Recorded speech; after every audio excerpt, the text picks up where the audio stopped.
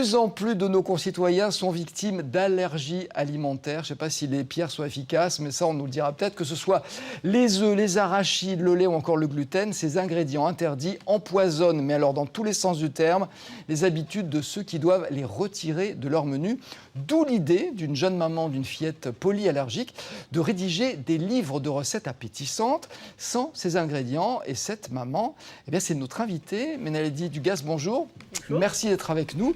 Vos livres, je les ai. Alors, il y en a 2 qui viennent de paraître. Il y a recettes quotidiennes pour allergiques et il y a les bases de la cuisine pour allergiques. Ça, c'est intéressant parce que c'est justement la base de tout. Et il y en a un 3e qui va sortir dans quelques jours qui s'appelle Dessert et gourmandise pour allergiques. Celui-là, on se le garde pour le dessert, justement.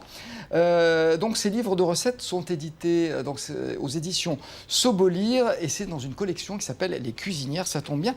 Déjà, concernant votre cas, comment est-ce qu'on se rend compte que son enfant est allergique? Et puis, pour ce qui vous concerne, votre petite fille est polyallergique, c'est-à-dire qu'elle souffre de plusieurs allergies. Elle a beaucoup d'allergies. On s'en est rendu compte toute petite. Elle avait même pas un mois. Elle buvait son lait et elle était malade. Elle avait des coliques, constipation, reflux, énormément d'eczéma.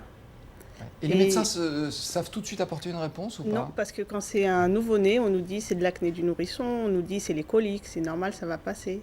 Mais un jour, elle a pris son biberon et elle s'est couverte de boutons. Ce jour-là, je l'ai emmenée chez le médecin. Donc, il y et a il m'a un dit, lien de causalité évident, oui. là. Et à partir de ce moment-là, qu'est-ce qu'on fait? Alors, elle a eu des prises de sang. Alors, on a de la chance parce qu'elle est positive aux aliments qu'on teste par prise de sang.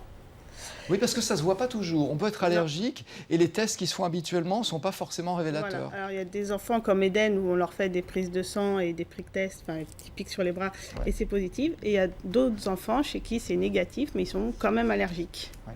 Alors, quels sont les ingrédients les plus couramment incriminés, on va dire? Les laits, les œufs, le blé, les fruits à coque.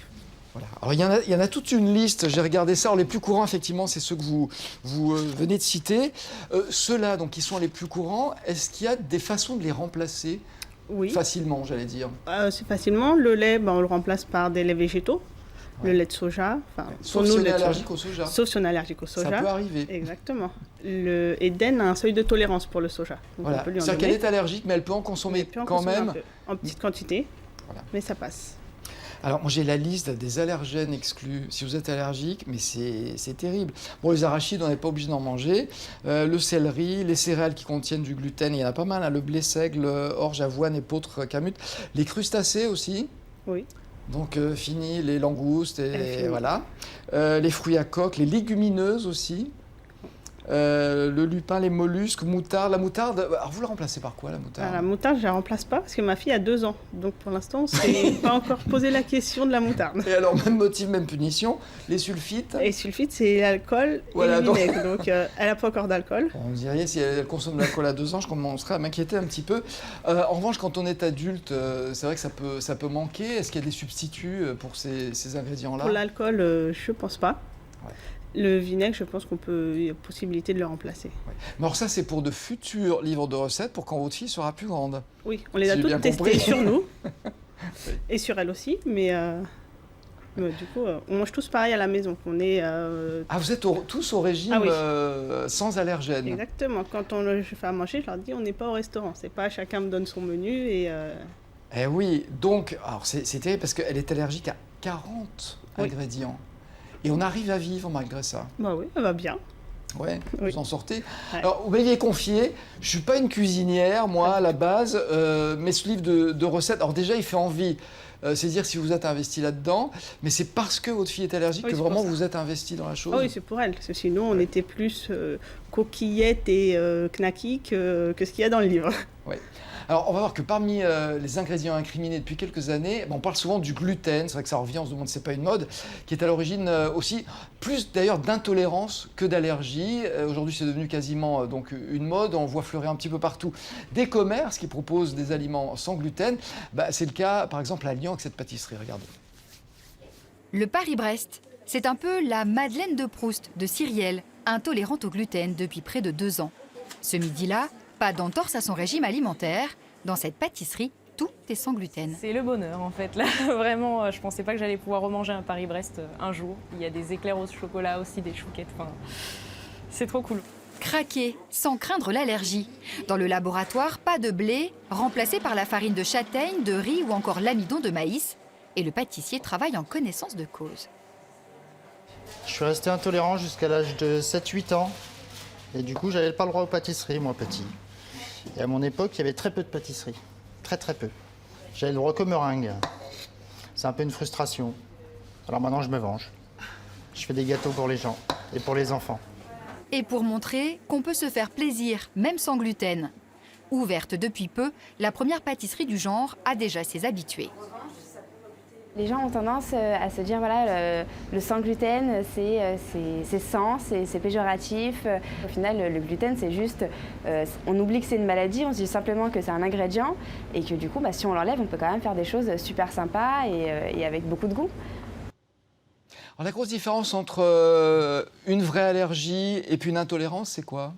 Une vraie allergie, on peut risquer notre vie en mangeant un aliment et faire un choc anaphylactique. Ouais, donc là, c'est grave. C'est très grave, oui. Et intolérant, on a plus de l'inconfort digestif, des réactions cutanées qui peuvent être comme on peut avoir de l'eczéma, mais on ne risque pas notre vie. Mais voilà, on n'en meurt pas forcément. Alors j'imagine que c'est devenu un casse-tête pour vous, mais vous l'avez résolu au fil du temps. Ça a été quoi finalement la recette pour vous, pour arriver à faire manger votre petite fille, alors pas comme tout le monde, mais à ce que ça ne devienne pas un problème quotidien? Alors c'est pas un problème parce que je prends des recettes de tous les jours, que tous les enfants peuvent manger, et je les adapte pour elle. S'il y a du blé, je retire le blé, s'il y a des œufs, je retire les œufs, s'il y a du lait, je le retire, mais en remplaçant. Alors il y a un avertissement dans ce livre, effectivement, il y a des ingrédients à base de soja parce que votre fille, on l'a dit, bon, il ne faut pas qu'elle en consomme trop, mais elle peut en consommer. C'est-à-dire si on enlève le soja, ça devient encore plus compliqué. Il reste le lait de riz. Ouais. Donc il y a toujours des possibilités d'échapper aux allergènes. Les brochettes japonaises au poulet, par exemple, c'est une recette qui vous est venue comment? Alors nous, on adore manger japonais à la maison. Et du coup, elle nous regardait manger avec nos brochettes. Et du coup, un jour, je me suis dit, on va lui faire ses brochettes pour elle. Ouais. Et du coup, c'est une brochette pour tout le monde. Donc chaque fois, vous partez d'une idée de plat et vous dites, alors ça, je peux le remplacer par ça. L'idée, c'est finalement de trouver les ingrédients qui se rapprochent le plus, qui ont les mêmes propriétés. Oui, et avoir la même texture aussi. Parce que vu que nous aussi, on mange et que du coup, on est habitués. Eh oui. On s'attend à avoir quelque chose. La texture, c'est important justement dans un plat. Oui. Vous allez nous sortir un livre de haute gastronomie bientôt, non? Voilà. Je ne saurais pas faire. Alors, il y a 14 allergènes à mention obligatoire. C'est-à-dire que c'est ceux qu'on retrouve sur les étiquettes de tous les aliments parce que ce sont les plus graves, finalement, dont les conséquences sont les plus graves. Je pense que c'est surtout les allergènes où il y a le plus d'allergiques parce que pour nous, ce n'est pas forcément les plus graves. Ah oui. Donc c'est-à-dire que quand on achète un plat dans le commerce, il peut y avoir des allergènes dangereux pour votre petite fille, par exemple, qui n'apparaissent pas. Enfin, si, ils sont obligés d'être mentionnés dans la liste des ingrédients, mais ils ne seront pas en gras comme ça doit l'être pour les 14. D'accord. Ça peut poser un problème nutritionnel, l'absence justement de certains allergènes? Pour l'instant, elle n'a pas de carence parce qu'elle a un lait spécial, vu son âge. Mais par la suite, on ne sait pas trop. Ouais. Alors, c'est la question qu'on se pose, est-ce que ce sont des recettes qui sont faciles à réaliser ou est-ce que certaines sont un petit peu plus compliquées? Globalement, c'est facile parce que je ne sais pas du tout cuisiner. Donc, il fallait que ce soit court et facile à faire. Voilà, donc l'idée, c'est de ne pas s'empoisonner la vie en plus de cette difficulté que ça peut représenter. Et on l'a dit, l'idéal, c'est de faire des plats qui soient consommable par tout le monde, c'est-à-dire que toute la famille va y prendre du plaisir. Toute la famille, tous les gens qu'on invite. Samedi, c'est leurs anniversaires et tous les invités auront le même gâteau. Ouais, sans forcément le savoir. Ils le sauront, mais ils le savent. Parce qu'ils savent que quand on vient à la maison, on cuisine pareil pour tout le monde. Et oui, c'est un problème pour quand votre petite fille, vous allez chez des amis, alors vous leur dites à l'avance, il ne faut pas qu'il y ait d'ingrédients, vous leur envoyez votre livre de recettes. Maintenant, j'ai envoyé le livre, mais sinon, on leur dit, ils savent, ils font attention, ils nous demandent est-ce qu'on peut lui faire quelque chose. Alors, moi, je crois comprendre, parce que le premier, donc les bases de la cuisine pour allergiques, là, on pose les choses, recettes quotidiennes pour allergiques, c'est pour tous les jours. Je suis que celui-là, il est venu assez vite, finalement, parce que c'est le plaisir, les desserts. Il était plus compliqué que les autres à faire ou pas? Parce qu'il y a beaucoup de farine dans les desserts. Il y a beaucoup de farine, mais au début, on n'arrive pas trop à comment remplacer le blé. Donc après plusieurs essais, j'ai trouvé un dosage assez correct qui me donne une bonne texture. et ça passe. Alors justement, c'est important le dosage, parce que la pâtisserie, on dit que c'est scientifique, c'est au gramme près.